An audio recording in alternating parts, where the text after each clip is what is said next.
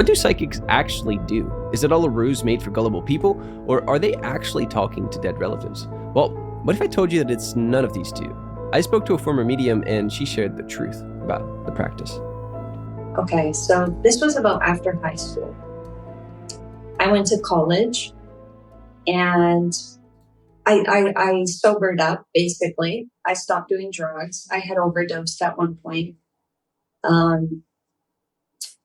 And when I got better, I thought to myself, all of these things that I was experiencing with my haunted house growing up, that this was somehow some sort of gift from God, and I was supposed to harness that. And I started getting into tarot cards. I started practicing that on anybody that was willing to. I offered free readings to anybody. And then I realized I had the ability to see and hear their loved ones, spirits that were connecting to me, which now I understand those are demons. Because if you really pry into them, if you're a medium and you're watching this and you're a psychic medium and you're like, oh no, I'm still talking to the relatives. If you really ask them, like in the name of Jesus Christ, tell me exactly who you are, they will. And I've done that. So I know that it's not the relatives. They're demons talking to these individuals. And that's what I thought God had gifted me with. I originally thought it was God's gift, and these were spirits that were coming through of loved ones that were trying to display communication with their loved ones that are still alive. You had good intentions. You didn't understand that back then. So my question is, at that time, apart from thinking that this was a gift from God, why did you want to be a medium? What was the goal in doing that? Essentially what you just said, I believe that I have like a kind heart, and my goal was to genuinely help people. And that's what I thought I was doing. I didn't believe at the time that I wasn't talking to their relatives. I thought that it would help bring people peace. I talked to a lot of people who lost their children. And it was sort of like a counseling session for them in a lot of ways. I have a counseling background, and I have, in my opinion, a comforting presence, comforting voice. And I was just someone that they could talk to their about their loved ones too. And a lot of the sessions that I had, half of it was mostly talking about, memories they had with their loved ones. And they really wanted to connect with that. And I understood that. And I had a lot of respect for what they were going through. And I tried to just be as available to their needs in that way. And I really did think that I was helping them. Can you explain what mediumship looks like and how it works? Because from most people that are like me that don't see or feel anything in the spirit, it's kind of hard to conceptualize. So can you explain what it looked like for you and how it worked when you would do these sessions with people?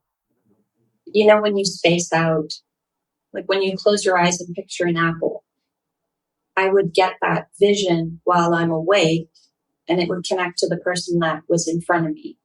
So I would tell them, for example, oh, I see, right now, I see a cross necklace. And then the client would show me a necklace that they were wearing like under their shirt, and it would be like a cross necklace. So these things, just so you know, really are real, that they are connecting, but you're connecting with the bad part of the spiritual realm. In the Bible, it does say to warn you against psychics and stuff, because it is a very real thing. And you are opening a portal to a different world. And for me, I was connecting. I could feel the person's presence with me. So I could feel whether or not it was a male or a female that was coming through to connect with me, sometimes a child or an adult. Some were very difficult to connect to, while others were very communicative. So it would take me a few minutes. I would use different tools like cards, writing, even glass balls. Oh, really? Any tool, yeah. I would use anything that was available to me that would put me in a trance or in a daze. And I could easily get into those because God, for whatever reason, right, developed my brain that way. And I can get into trances very easily, into like a meditative state, let's call it.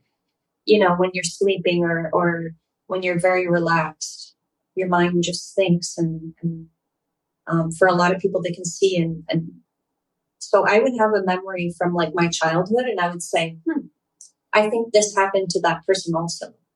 So I would bring up that memory and say, hey, they're telling me this situation. Did this happen to you? And the client will say, yes, that did happen to me. So that's how it worked for me. I'm not positive on how other people receive messages or how they work. That's just me personally. But I know that I had lots of customers. I was getting really popular, and people were telling me that I was very good. And it's one thing, it's sad to say, but I genuinely feel like it's one of the only things that I was really, really, really good at. And so I thought I was blessed. I thought that this was my path. This is a great thing that I was doing for people, and it was making me a little bit of money on the side. And I wasn't charging too much or being, I would offer free sometimes to people that really needed it. So yeah, I thought I was helping. That's very interesting. It's difficult to kind of picture, but I think you put it in a pretty simple way, like closing your eyes and getting an image. My question is, would you ever get things wrong about people? Yes, some people were difficult to read. They were more standoffish.